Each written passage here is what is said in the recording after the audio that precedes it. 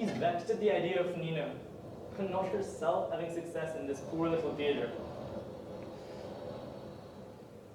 She's a psychological curiosity, my mother. A clever and gifted woman. She can cry over a novel, recite all of Necklace's poetry by heart, and is the perfection of a sick nurse.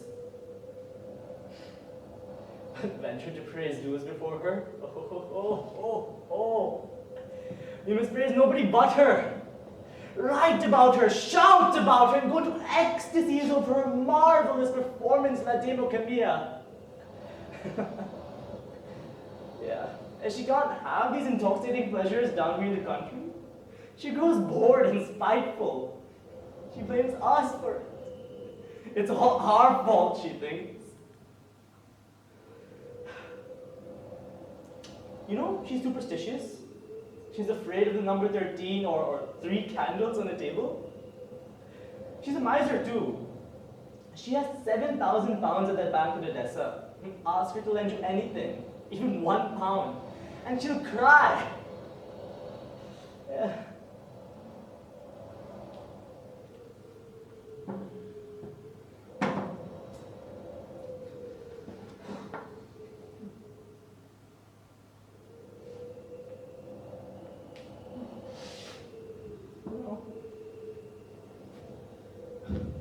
She loves me.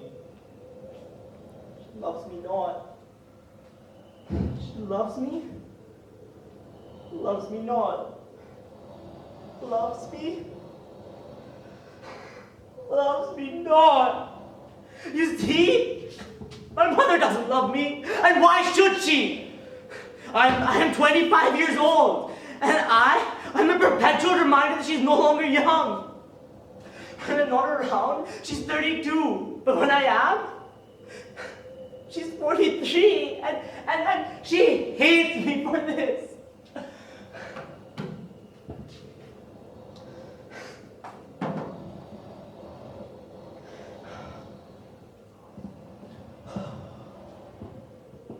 She also knows I don't believe in the stage. She loves the stage. She thinks she's advancing the cause of humanity in her sacred art. But I regard the stage of today as mere routine and prejudice. When the curtain goes up and the high priest of the sacred art appear by electric light in their little 3-walled room, represent how we eat, drink, love, walk, wear our jackets. When they strive to squeeze out a moral from the flat, vulgar phrases and the flat, vulgar pictures. A little tiny moral.